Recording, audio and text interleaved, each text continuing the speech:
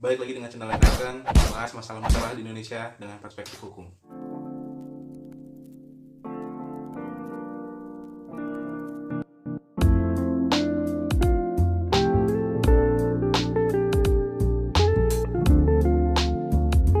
Oke, sebenarnya kata-kata lockdown di Peraturan Perundang-undangan Indonesia lebih dikenal dengan kata-kata karantina wilayah. Nah, teman-teman juga harus tahu nih, bahwasannya kata-kata lockdown ini diatur pada Undang-Undang Nomor 6 Tahun 2018. Di dalam undang-undang tersebut, tepatnya pada pasal 11 ayat 1, menyatakan beberapa aspek dalam melaksanakan lockdown. Aspek-aspek dan pertimbangan inilah yang membuat apakah lockdown dapat berjalan atau tidak. Aspek yang pertama adalah besarnya ancaman. Yang kedua, aspek sumber daya. Dan yang ketiga, ada aspek efektivitas. Dan yang keempat, ada aspek teknis operasional. Pertama, untuk besarnya ancaman. Mungkin teman-teman udah pada tahu kalau misalnya coronavirus ini dapat menyebar dengan kontak manusia. Apalagi manusia juga merupakan makhluk sosial, sehingga semakin cepat dan semakin mudah penyebarannya.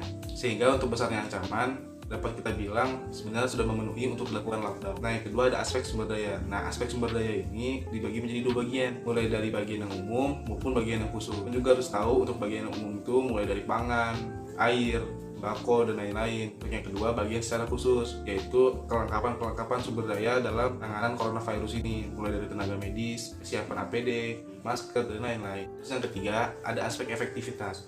Aspek efektivitas ini adalah suatu kajian-kajian yang melihat bagaimana penyelesaian dalam menghadapi penanganan coronavirus ini. Kajian-kajian ini dibutuhkan supaya dalam penyelesaian masalah-masalah tersebut tidak menimbulkan masalah baru di kemudian hari. Dan yang terakhir ada aspek teknis operasional. Untuk aspek ini merupakan aspek yang sangat fundamental dalam penanganan COVID-19 ini. Aspek ini meliputi SOP dalam penanganan COVID-19 dan juga bagaimana distributor sumber daya apabila dilakukan lockdown. Nah, kalian juga harus tahu nih, apabila keempat aspek tersebut telah memenuhi syarat untuk dilakukan lockdown, itu baru setengah jalan, guys. Setengah jalannya lagi ada di pertimbangan selanjutnya. Pertimbangan selanjutnya itu adalah pertimbangan ekonomi, sosial, budaya, dan pertahanan. Mungkin pertimbangan ekonomi, sosial, budaya, serta pertahanan ini dibenci oleh beberapa pihak. Tapi kita nggak boleh nutup mata, guys. Bahwasannya memang negara Indonesia belum cukup kuat untuk melakukan itu. Dari info, guys, sebenarnya 70% orang di Indonesia ini masih terpusat di Jabodetabek. Sehingga apabila kita belajar dari pengalaman kemarin, yakni pemadaman listrik selama 1 hari di Jabodetabek yang mengakibatkan ratusan miliar, Indonesia mengalami kerugian setiap jamnya, guys. Lanjut, berdasarkan data yang didapat, 70 juta warga negara Indonesia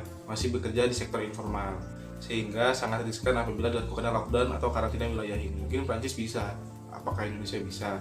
Prancis dapat memberikan 5.000 triliun kepada warganya, sedangkan Indonesia APBN keseluruhan dalam menjalankan pemerintahan selama setahun hanya berkutat pada anggaran 2.600 triliun. Kemudian tidak lupa juga dengan panic buying yang akan ditimbulkan apabila dilakukan lockdown. Sebenarnya lockdown atau karantina wilayah ini dapat dilakukan secara nasional maupun daerah.